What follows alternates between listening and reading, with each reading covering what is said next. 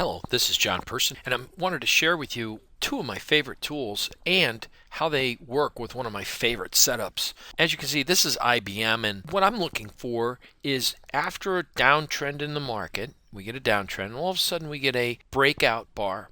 I want to see if we start to see the histogram as price is making newer lows. You can clearly see in the histogram here. Take a look with me. Note that as the market made a new low, you can see that when the histogram here was making, and we had a price low there, then we had a newer low. Note that the histogram starts to reveal that it's selling off on lighter volume. Then as we start to get into an uptrend, note the volume, and then we get a moving average crossover.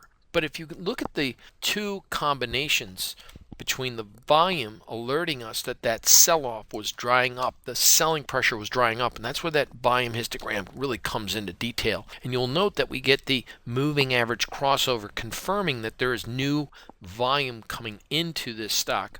Well, short-term traders or even long-term traders, the neat thing is if you look for a buy signal, the next thing is you know that that orange, that is our stop and reversal point. And then you see as the stock starts to move up, we get new bars where our stop loss to let the stock trail. So, even if you bought the stock on the breakout at 160 and then the stock gets all the way up here, maybe at 164.5 area, you get stopped out of the market, you don't take a loss. And as you see the market moving sideways, chopping up and down, well, this is one of my favorite type of coiling positions. Watch this. And you'll probably note if you have a type of a little technical analysis, it's forming kind of a wedge, right? But watch this, because this is really neat. Look at the direction of the moving average of the volume. Note that the price isn't really going anywhere, it's sideways, but throughout this whole period they were accumulating volume. Then all of a sudden you get another volume spike and you get a trigger as the volume is moving up. Note that the market's breaking out of that wedge, and look what you have. These stop and support and reversals kick into high gear for us. So we're able to take a clean swing of the market in the sweet spot. That's that trend, knowing when to be into the market and where to safely put your stop to keep out of harm's way. Then as the market moves up, note what happens. Well, you have your stop loss in effect, and you get knocked out of the market. No harm, no foul. Still not a huge movement.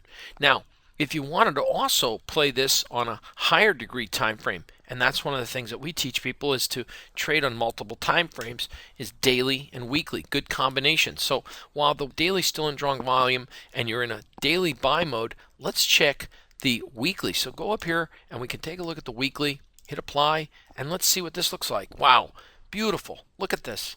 So not only did the daily alert us earlier, but you can clearly see the volume diffuser is moving up, and you starting to see some longer term volume coming in the game. So while this market's kind of coiling, doing nothing for several weeks in a row, just eating away time, well, the proper spot to put your stop, proper spot to put your stop, proper spot to put the stop, and of course you're in the right side of the market.